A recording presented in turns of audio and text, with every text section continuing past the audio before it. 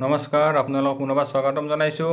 আমি আজি আলোচনা কৰিম আহিবলগীয়া এটি বিশেষ তিথিৰ বিষয়ে, অৰ্থাৎ মাঘ মাহৰ শুক্লপক্ষৰ তিথিটোক আমি বসন্ত পঞ্চমী বুলি কোৱা হয়। এই তিথিটোত মা সৰস্বতী দেৱীৰ পূজা আমাৰ অসম ভাৰতবৰ্ষৰ লগতে বিশ্বৰ বিভিন্ন ঠাইত অনুষ্ঠিত কৰা হ'ব। এই মা সৰস্বতীৰ পূজাৰ বিষয়ে আমি সকলোৱে জানো। সৰুৰ পৰা আমি স্কুল কলেজ আদিত পঢ়াৰ পৰা আমি সকলোৱে মা ভগৱতী সৰস্বতীক পূজা কৰি আহিছোঁ। গতিকে মা ভগৱতী পূজাৰ বিষয়ে আমি সকলোৱে জানো। আজি আমি আলোচনা কৰিম এই সৰস্বতী পূজাৰ দিনা কি কৰ্ম কৰিলে বা কি কাম কৰিলে আমি বিশেষ মা ভগৱতীৰ কৃপা লাভ কৰিবলৈ সক্ষম হ'ম, বা আহিবলগীয়া যিসকল ষ্টুডেণ্টৰ পৰীক্ষা আছে তেওঁলোকে এই সৰস্বতীৰ পূজাৰ দিনা মা ভগৱতীক কেনেদৰে প্ৰাৰ্থনা কৰিলে বা মা ভগৱতীৰ চৰণত কি বস্তু অৰ্পণ কৰিলে তেওঁলোকৰ বিদ্যাৰ ক্ষেত্ৰত বিশেষ শুভফল লাভ হ'ব, সেইসমূহ আমি আজি আলোচনা কৰিম। আমি জানো যে মা ভগৱতী সৰস্বতী হৈছে বিদ্যাৰ অধিষ্ঠাত্ৰী দেৱী। মা ভগৱতীৰ কৃপা নহ'লে কোনো ব্যক্তিয়ে বিদ্যা শিক্ষাৰ ক্ষেত্ৰত আগবাঢ়িব নোৱাৰে। মা ভগৱতী সৰস্বতীৰ কৃপা নহ'লে সকলো ব্যক্তি মূৰ্খ হয়। গতিকে সেইবাবে আমি সকলোৱে মা ভগৱতী প্ৰাৰ্থনা কৰোঁ যাতে মা ভগৱতী আমাক জ্ঞান বুদ্ধি, সুজ্ঞান সুবুদ্ধি আমাক প্ৰদান কৰে, লগতে অৰ্থভাগ্য সৌভাগ্য লাভ কৰিবলৈ আমাক মা ভগৱতী কৃপা অৰ্পণ কৰে। মা ভগৱতী সৰস্বতী হৈছে ব্ৰহ্মদেৱৰ পত্নী, আৰু মা ভগৱতী সৃষ্টি দেৱী ভাগৱত অনুসৰি মা ভগৱতী বিষ্ণুৰ জিভাৰ পৰা সৃষ্টি হোৱা বুলি বা উৎপন্ন হোৱা বুলি কোৱা হৈছে। মা ভগৱতী সৰস্বতী হৈছে বিদ্যা জ্ঞান প্ৰজ্ঞা অধিষ্ঠাত্ৰী দেৱী আৰু বেদৰ মাতা বুলি কোৱা হৈছে। গতিকে বেদ মাতা আই সৰস্বতীক আমি সকলোৱে পূজা বা প্ৰাৰ্থনা নিশ্চয় আমি সদায় কৰোঁ। এইবাৰ এই তিথি আহিব 19 মাঘ 2 ফেব্ৰুৱাৰী ৰবিবাৰ। সিদিনা 12:13 পৰা এই তিথি আৰম্ভ হ'ব আৰু এই তিথি শেষ হ'ব 3 ফেব্ৰুৱাৰী 20 মাঘ সোমবাৰ ৰাতিপুৱা 9:57। কিন্তু এইবাৰ আমাৰ পূজা হ'ব 3 ফেব্ৰুৱাৰী 20 মাঘ সোমবাৰ। সিদিনা আমাৰ মা ভগৱতী সৰস্বতী পূজা অনুষ্ঠিত কৰা হ'ব। তিথিটো যিহেতু কম সময় থাকিব, অৰ্থাৎ 9:57লৈহে এই তিথি থাকিব ৰাতিপুৱা। গতিকে ইয়াৰ ভিতৰতে আমি আমাৰ পূজাৰ সংকল্পখিনি কৰি ল'ব লাগিব।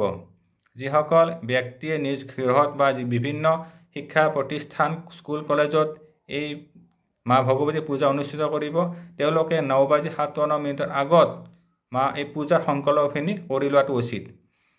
আৰু যিসকল ব্যক্তিয়ে নিজ ঘৰত মা ভগৱতীক ধূপ চাকি জ্বলাই মূৰ্তি বা ফটোত পূজা কৰিব, তেওঁলোকে 9:57 আগত যদি পূজা সমাপন কৰিব পাৰে বা আৰম্ভ কৰিব পাৰে তেওঁলোকৰ বিশেষ শুভ হ'ব। এতিয়া যিসকল শিক্ষাৰ্থী আছে তেওঁলোকে সৰস্বতী পূজাৰ দিনা নিজ গৃহৰ থাপনাত মা ভগৱতীৰ পূৰ্ব দিশত ফটো বা মূৰ্তি স্থাপন কৰিব, আৰু যদি সম্ভৱ হয় আপোনালোকে ঘট স্থাপন কৰি ল'ব। ঘট স্থাপনৰ বাবে এখন আগলতি কলপাত ল'ব, তাত অকণমান চাউল দিব, চাউলৰ ওপৰত মাটিৰ ঘট বা পিতলৰ ঘট, তাতে গংগাজল বা ভাল পানী ভৰাই দিব, আৰু ঘটৰ সন্মুখত এটি কেঁচা সূতা বান্ধি দিব, আৰু ঘটৰ ওপৰত আম পাত 5টা বা 7টা 9টা সেন্দুৰ লগাই দি দিব। ঘটত সেন্দুৰৰ ফোট দিব, 5টা বা 7টা কলপাতখনৰ সেন্দুৰৰ ফোট দিব। দি ঘটৰ ওপৰত এটি নাৰিকল দিব, নাৰিকলৰ ওপৰত এখন কাপোৰ দি দিব আৰু নাৰিকলত ফোট দিব।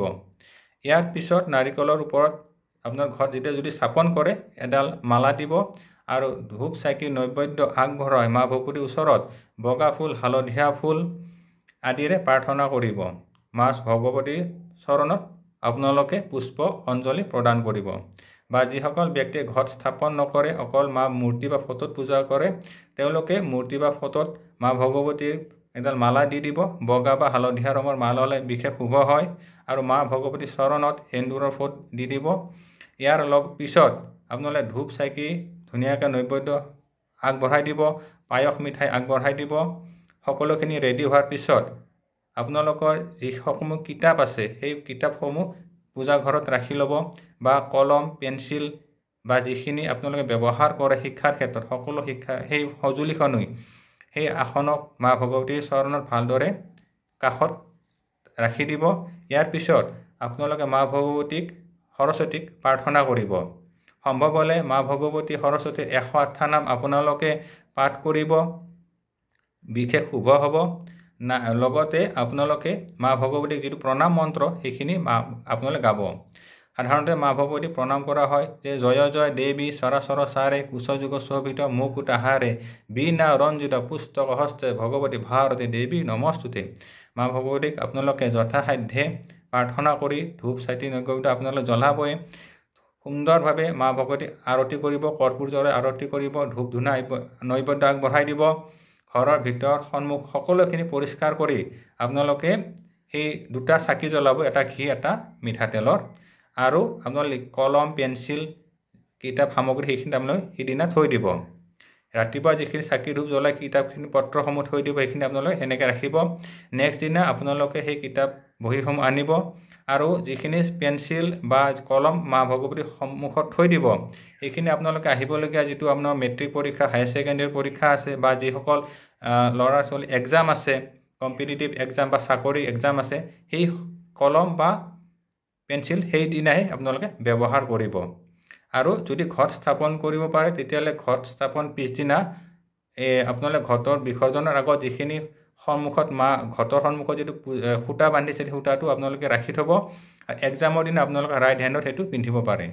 নাইবা যদি কোনোবাই ঘট স্থাপন নকৰে তেতিয়াহ'লে আপোনালোকে ৰঙা, বগা, সেউজীয়া এই তিনিটা ৰঙৰ সূতা মা চৰণত অৰ্পণ কৰিব। আৰু যেতিয়া এক্সামত যাব সেই তিনিটা সূতা একেলগ কৰি এডাল জাপৰ দৰে বনাই আপোনালোকে ৰাইট হেণ্ডত পিন্ধি যাব। তেতিয়াহ'লে মা ভগৱতীৰ বিশেষ কৃপা আপোনালোকৰ ওপৰত থাকিব। আৰু যিখিনি ছাবজেক্ট আপোনালোকৰ বাধা হৈছিল বা আপোনালোকে মনস্থ কৰিব পৰা নাছিলে, মা ভগৱতীৰ কৃপাত নিশ্চয় এইখিনি আপোনালোকৰ পূৰ্ণ বা সম্পূৰ্ণ লাভ কৰিবলৈ সক্ষম হ'ব। এইটো যদি নিয়ম আপোনালোকে কৰি যায় আপোনালোকৰ নিশ্চয় সৌভাগ্য লাভ হ'ব। বিদ্যা বুদ্ধিৰ ক্ষেত্ৰত আপোনালোকৰ নিশ্চয় শুভফল লাভ হ'ব। কিন্তু নিজস্ব বিদ্যাৰ ক্ষেত্ৰত নিজস্ব চেষ্টা যত্নৰ আৱশ্যক হ'ব। যিসকল ব্যক্তিয়ে চেষ্টা যত্ন কৰে তেওঁলোকৰ ওপৰতহে ভগৱতী কৃপা থাকে। বোলে সৰস্বতী পূজা আহিছে, আমি পূজা পাঠ কৰিছোঁ আৰু আমি ভালদৰে পঢ়া নাই, মা ভগৱতী আমাক কৃপা কৰিব, সেইটো কেতিয়াও নহয়।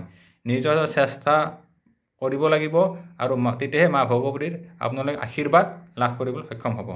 আজিলৈ ইমানেই, পৰৱৰ্তী সময়ত পুনৰ লগ পাম। ধন্যবাদ। ওম নমঃ শিৱায়।